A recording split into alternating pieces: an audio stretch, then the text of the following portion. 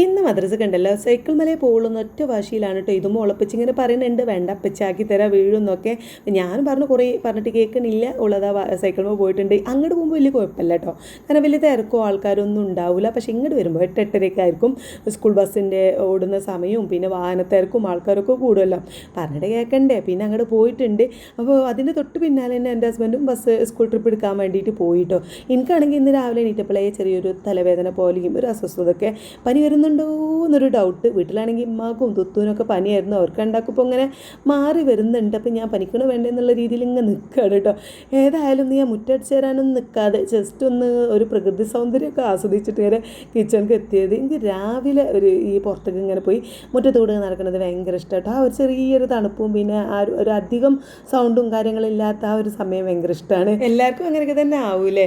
ഏതായാലും അവിടെ മുറ്റത്ത് വല്ലാതെ ചുറ്റിത്തിരിയാൻ നിൽക്കാതെ ഞാനങ്ങനെ കിച്ചണിൽ എത്തിയിട്ടുണ്ട് കേട്ടോ. പിന്നെ ഫ്ലാസ്ക്കൊക്കെ ധാരാളം വെള്ളം അടുപ്പത്ത് വെച്ചു. പിന്നെ അതാ ബ്രേക്ക്ഫാസ്റ്റ് നമ്മളിന്ന് പുട്ടാണ് ഉണ്ടാക്കുന്നത്. ഇന്നലത്തെ മീൻകറി കുറച്ച് ബാക്കി ഉണ്ടായിരുന്നു. അപ്പോൾ മീൻകറി ബാക്കി ഉണ്ടാകുമ്പോൾ ഞാൻ ഇന്നലെ പുട്ടുപൊടിയൊക്കെ കൊണ്ടുവച്ചതാണ് കേട്ടോ ഇതുമോട്. അപ്പോൾ അത് കഴിഞ്ഞ വീഡിയോയിൽ ഞാൻ കാണിച്ചിട്ടുണ്ടായിരുന്നു 2 ബാഗ് പുട്ടുപൊടിയൊക്കെ വാങ്ങിയത്.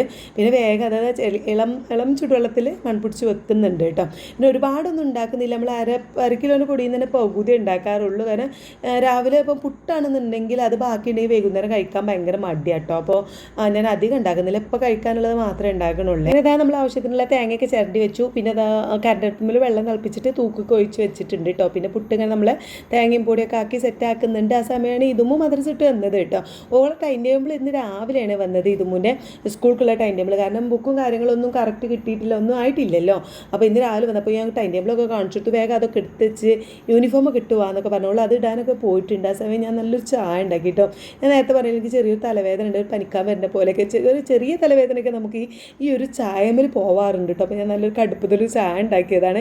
അതുണ്ടാക്കി ആ അടുപ്പത്ത് തന്നെ മുട്ട പുഴുങ്ങാനും വെച്ചിട്ടുണ്ട്. ഇതുമുന്ന് രാവിലെ സ്കൂൾക്ക് പോകുന്നതിന് മുന്നേ ഒരു മുട്ട കൊടുക്കാമല്ലോ എന്നൊക്കെ വിചാരിച്ചു. പിന്നെ ഐറൂസിന് ഭയങ്കര ഇഷ്ടമാണ് കേട്ടോ. എണീറ്റ് വരുമ്പോൾ നമ്മൾ മുട്ട തൊലിച്ചിട്ട് അതിൻ്റെ വെള്ളമൊക്കെ ഇങ്ങനെ കയ്യിൽ കൊടുത്താൽ അതിങ്ങനെ തിന്നുകൊണ്ട് നടക്കും. അപ്പോൾ അതൊക്കെ വെച്ചിട്ട് അങ്ങനെ അത് പുഴുങ്ങാൻ വെച്ചിട്ടുണ്ട്. പിന്നെ നമ്മൾ ആദ്യത്തെ കുറ്റി വെന്തു കിട്ടും. അത് കുത്തിയിട്ട് ഇതുമുന്ന് വേഗം കൊടുക്കുകയാണ്. മീൻകറി ഉള്ളു ഇഷ്ടമില്ല എന്നൊക്കെ പറഞ്ഞേ. പക്ഷേ പുട്ടിക്ക് മീൻകറി വേറെ ടേസ്റ്റ് ആണല്ലോ.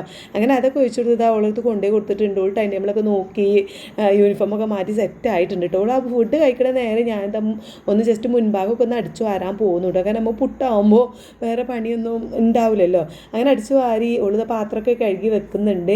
പിന്നെ മുട്ട പുഴുങ്ങിയത് മാറ്റി വെച്ചിട്ട് നമ്മൾ ചോറിനുള്ള വെള്ളം കൂടി വെച്ചിട്ട് അപ്പോൾ ഓള് റെഡി ആവുന്നുണ്ട്. പിന്നെ മുടിയൊക്കെ ഞാൻ വാർന്ന് കൊടുക്കണം. അത് വാർന്ന് മുടയാനൊന്നും ഒക്കെ അറിയില്ല. അപ്പോൾ അതൊക്കെ ഒന്ന് വാർന്ന് കെട്ടി കൊടുത്തു. ഇതാ മൊക്കനൊക്കെ ഇട്ടെടുത്തോളം പറഞ്ഞേക്കാണ് കേട്ടോ. ഇനിയിപ്പോൾ ഇപ്പോൾ ഉളപ്പിച്ച് വരും. ഓളാണെങ്കിൽ വളവ് തിരിഞ്ഞാൽ ഉളപ്പിച്ച് വരും കേട്ടോ. അങ്ങനെ ഇതൊക്കെയാണ് ഇന്നത്തെ രാവിലത്തെ